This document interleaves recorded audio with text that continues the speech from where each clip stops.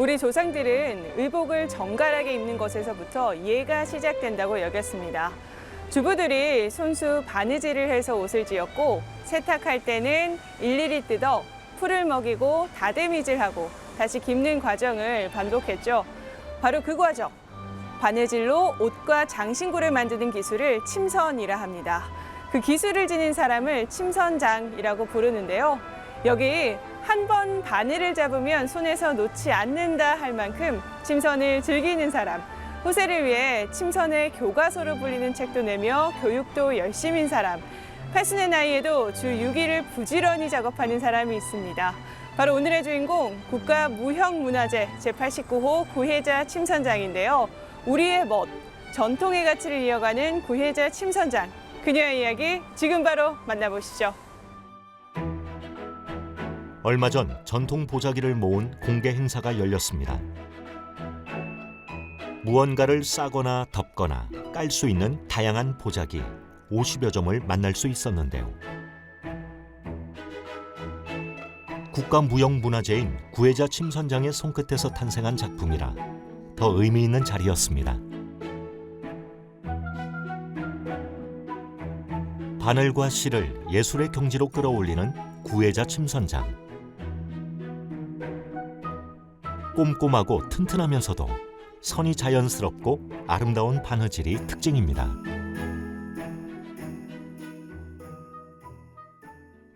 서울 강남 한복판에 자리한 작업실을 찾았는데요. 들어서자마자 화사한 색감의 궁중 예복이 눈에 들어옵니다. 구혜자 침선장이 주로 하는 일은 바느질로 우리 전통 복식을 재현해내는 건데요. 오방색이나 원색이 많은 만큼 작품이 조금이라도 더 돋보이기 위해 본인은 흰 저고리 같은 무채색을 자주 입는다고 합니다. 한복 소개 좀 부탁드릴게요. 네, 이 작품은 강해군 솜중치막으로 정해져 있습니다.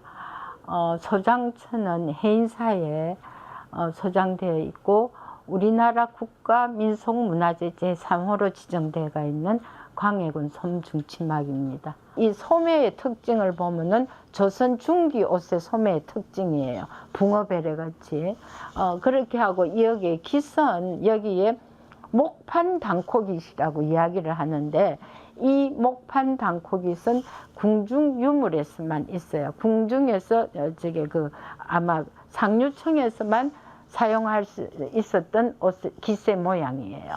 이게 그 옷의 특징이에요. 조선 후기 광해군이 입었고 장수를 바라며 얇게 솜을 넣었던 것이라죠. 국가민속문화재를 눈앞에서 보니 과거로 돌아간 듯한데요.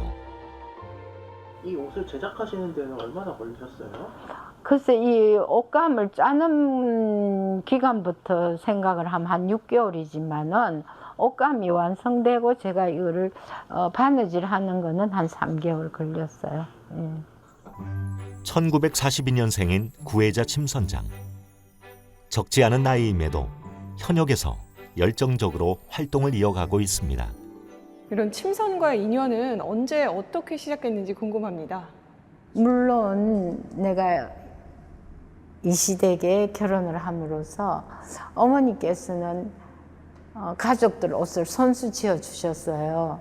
예를 들면은 동생들이 해외 교환 교수로 나갈 때라든지 그럴 때 직접 한복을 지어 주셨어요. 그럴 때 어머니가 이거 좀 박아라 그러면은 저도 박고 옆에서 어머니 도와드렸어요. 그래서 그게 일상생활이었는데 88년도에 어머니께서 우리나라 초대 침선장이 되시고 나서 그때부터는 이제 저는 본격적으로 이제 체계적으로 침선에 관한 걸 갖다 바느질에 관한 걸 배웠죠. 대한민국 일대 침선장 보유자인 고 정종환 선생이 시어머니이자 스승인데요. 신우이 동서와 나란히 입문했지만 구혜자 침선장만 남아 2007년부터 보유자가 되었습니다.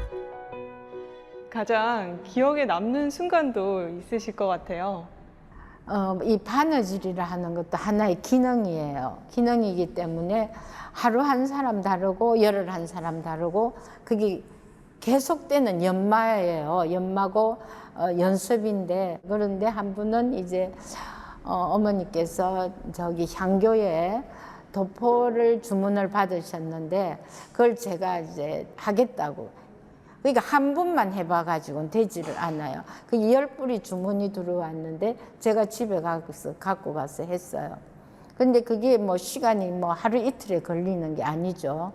뭐 한 달쯤 걸려야 하는데 그래서 그걸 이제 가지고 갔더만은 어머니께서 흉내는 냈다고 해주시는 그게 제일 칭찬이었고 제 기억에 남는 하나의 기억이에요. 예.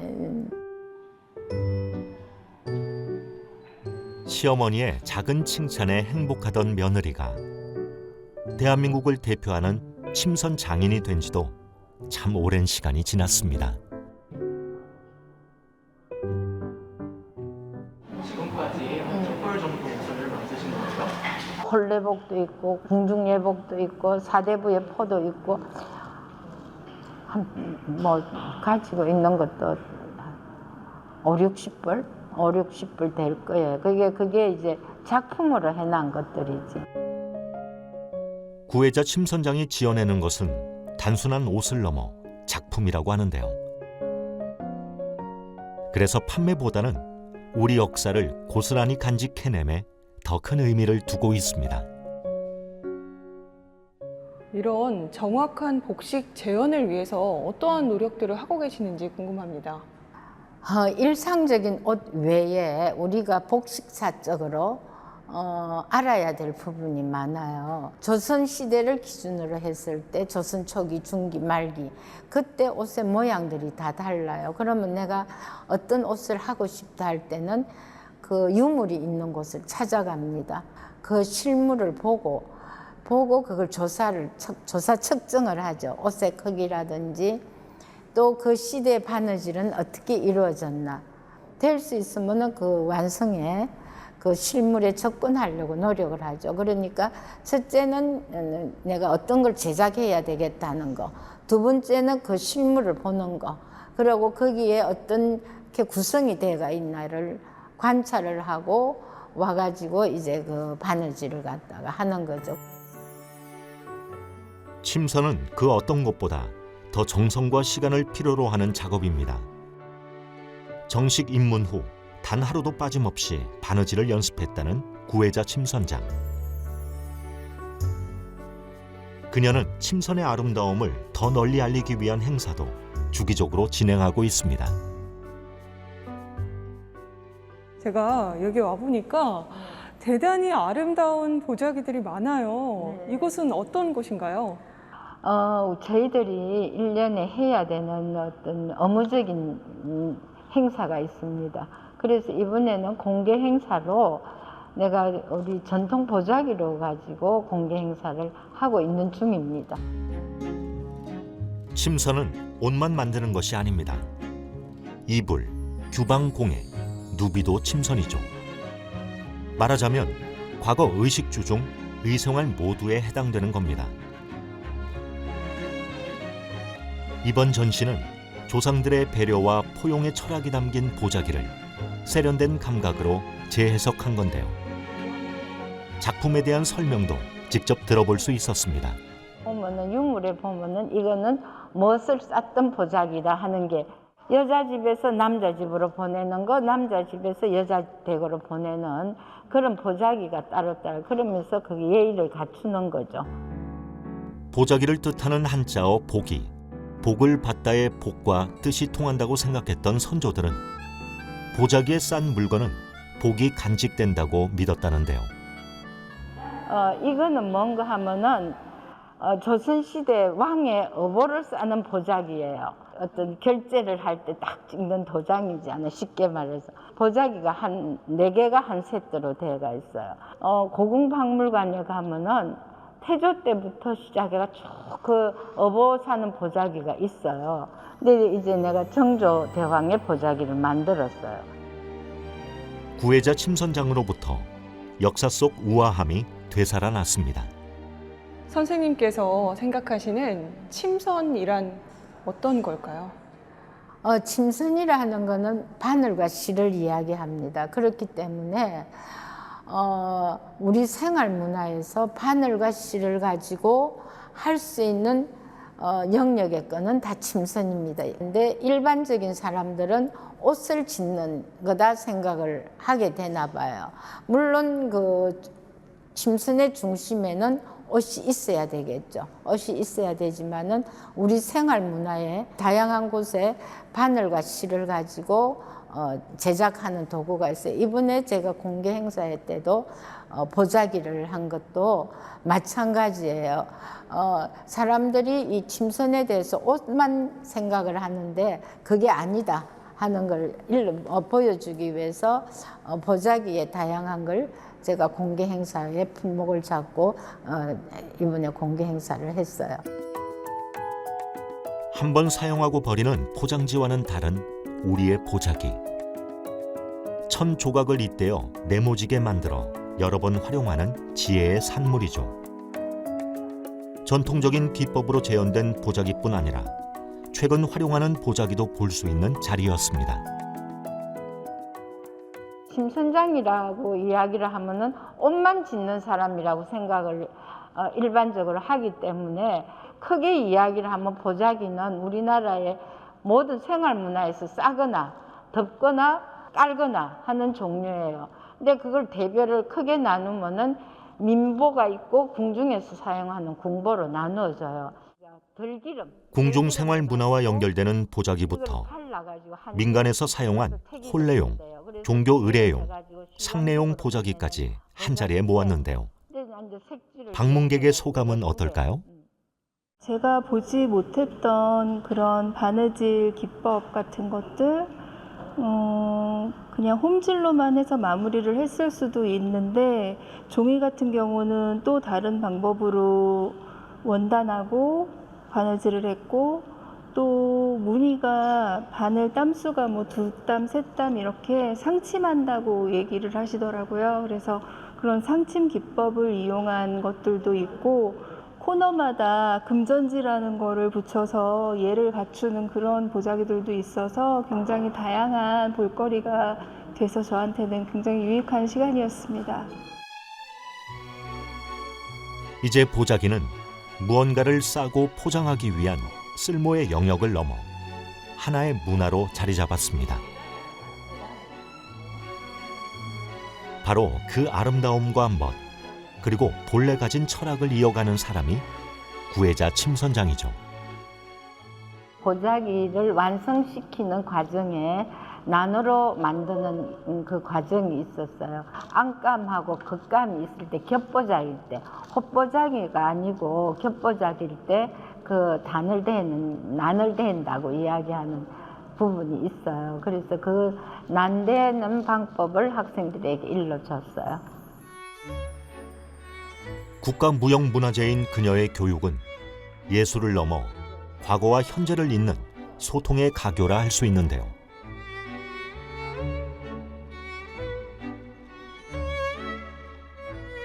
그만큼 교육 시간도 특별히 여겨집니다. 혹시 한마디라도 놓칠세라 학생들 모두 상당한 집중력을 보이죠. 목표 중심에서 바닥까지 쟀을 때 예를 들어서 130이다. 이러면 그 5로 나누면은 지금 맺히고 27이 되는, 26이 되는 거죠. 그러면은 그게 저고리 뒷길이야, 26이. 올해 만 80세가 된 구혜자 침선장. 그 세월 동안 켜켜이 쌓은 비법을 나누는데 아낌이 없습니다. 어떤 점을 중점으로 수업을 진행하셨나요? 오늘 내가 공개 행사의 주제가 보자기예요. 보자기에는 여러 가지가 있는데 헛보가 있고 겹보가 있습니다. 겹보를 만들 때는 안감이 있어야 되고 겉감이 있어야 됩니다. 그 겉감이 안감에서 겉으로 연이어져 가지고 바느질이 되는 방법인데 그게 중요한 건 뭔가 하면 사각형의 모서리가 정확해야 됩니다. 각도가 조금이라도 어긋나면 한 땀이라도 어긋나면 이게 판판해지질 않아요, 표면이. 그래서 그 바느질 기법을 중요하게 학생들에게 일러줬어요. 중간중간 한복 만드는 법을 궁금해하는 이들을 위한 팁도 전수해 줍니다. 치마는 아래에는 바늘 만들어야 되니까 가지런 해야 되고 위에는 주름을 잡기 때문에만 조금 들쑥날쑥해야 돼요. 아래에서부터 바느질을 맞춰가요. 귀한 시간인 만큼 한마디 한마디 귀 기울여 듣는데요. 이 자리에 함께한 이들은 어떤 마음인지 물어봤습니다. 오늘 수업에서는 주로 어떤 거를 배우셨던 거예요? 오늘 그 전시의 주제가 보자기였기 때문에 난으로 싸는 법을 선생님께서 준비해 주셨는데 그 중에서도 저희가 모서리를 접는 법이 쉽지 않은데 선생님이 쉽고 예쁘게 접는 법을 알려주셔서 너무 좋은 시간이었습니다. 작은 과정의 차이가 큰 결과의 차이를 낳는 법이죠. 한 땀의 가치를 누구보다 잘 알고 있는 구혜자 침선장. 현재 국내 유일의 국가무형문화재 침선장 보유자로서 자부심과 함께 책임감도 상당하다는데요.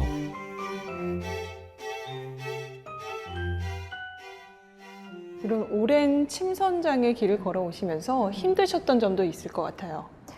물론이죠. 그게 2007년에 어머님이 돌아가시고 제가 이제 그 보유자가 됐어요.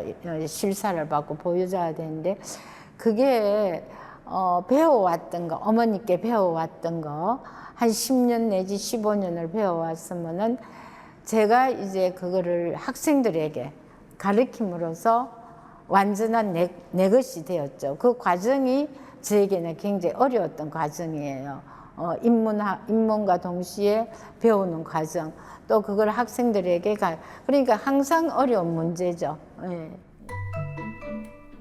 침선은 너무 다양해서 배우는데 끝이 없습니다. 그래서 이런 상자를 내가 만들려고 등록을 구혜자 침선장이 학교에. 제자들을 어떻게 하면 더 잘 가르칠 수 있을까를 고민하다 내놓은 게 있는데요. 바로 52년간 기록한 노트를 세상에 공개한 겁니다. 침선은 한 땀 한 땀 바느질을 잇는 섬세하고도 어려운 작업인데요. 바로 그 전통 기술을 규격하에 수치로 만든 겁니다.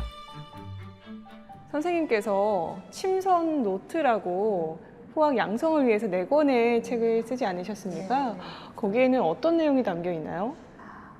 그거는 그야말로 그 제목대로 침선 노트예요. 침선 노트인데 제가 어머니께 배운 걸 그대로 노트했던 겁니다. 그런데 거기에는 기초 복식부터 우리 기본 복식인 치마 조거리부터 시작해가지고 어린이 신생아 옷하고 어린이 옷하고 또 우리가 일상생활에 필요한 거 제일 밀접한 거 홀레복 그렇게 하고 이제 그 다음에는 우리가 관혼상제 이렇게 태어나서 죽을 때까지의 쭉 그 통과 의례가 있지 않습니까? 거기에 해당되는 옷들이에요. 그게 일상 입는 옷들. 그래서 그걸 다시 수정해가지고 개정판이에요. 그래서 1, 2, 3권을 한꺼번에 내게 됐어요. 예. 내가 알고 있는 걸 전부 전수해야 모두의 것으로 남는다는 것을 잘 알고 있는 구혜자 침선장. 후학 양성을 위해 힘쓰고 있습니다.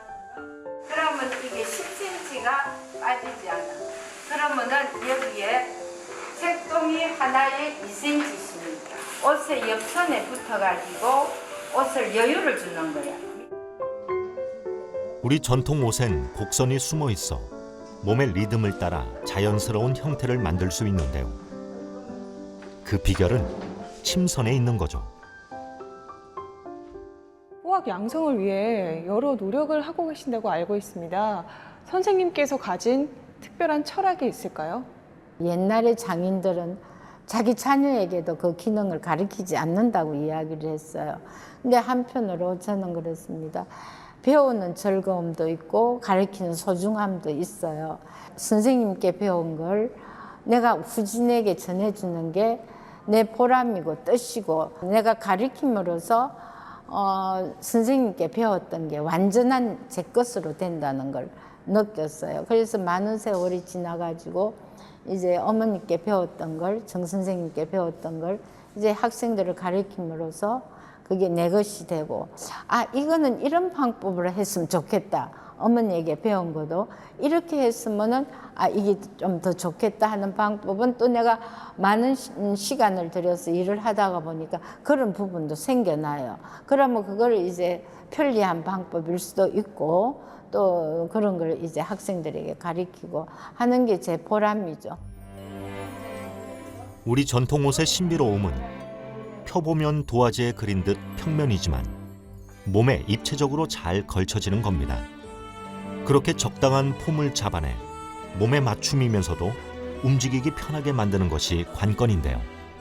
선생님 기술은 어떠세요?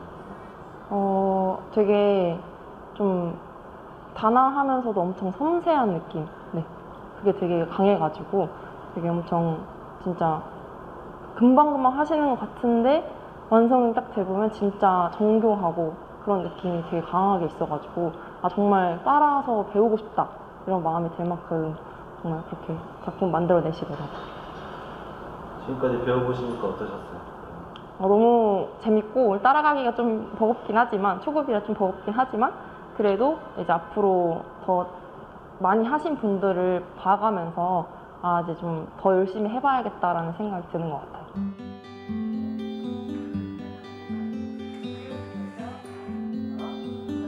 우리 옷 만드는 기술을 누구나 쉽게 배울 수 있게, 자신의 기술을 홀로 간직하지 않고 아낌없이 나눠주는 사람이 구혜자 침선장입니다.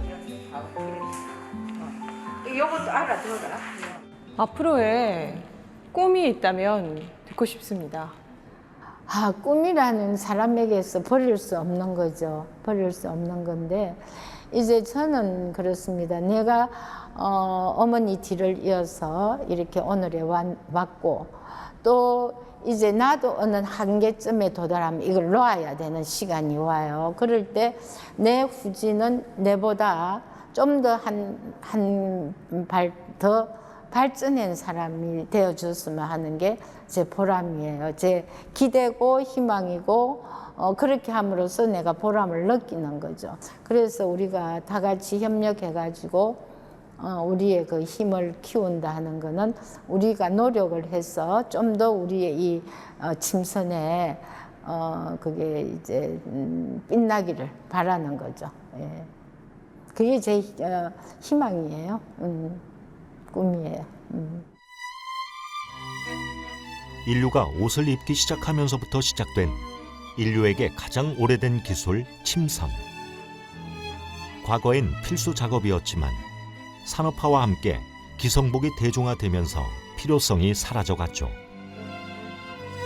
하지만 침선은 우리 문화의 중요한 부분인 만큼 귀하게 보존해야 할 문화재입니다.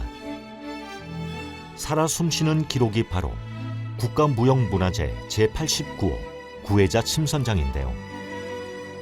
스승의 가르침에 스스로 깨우친 비법을 더해 침선의 교과서라 불리는 책도 세상에 내놓았습니다. 그녀가 걸어온 길이 곧 대한민국 침선의 역사라 할 수 있죠. 세월의 흐름과 함께 더 짙고 아름다워지는 구혜자 침선장. 그녀의 꿈을 응원합니다.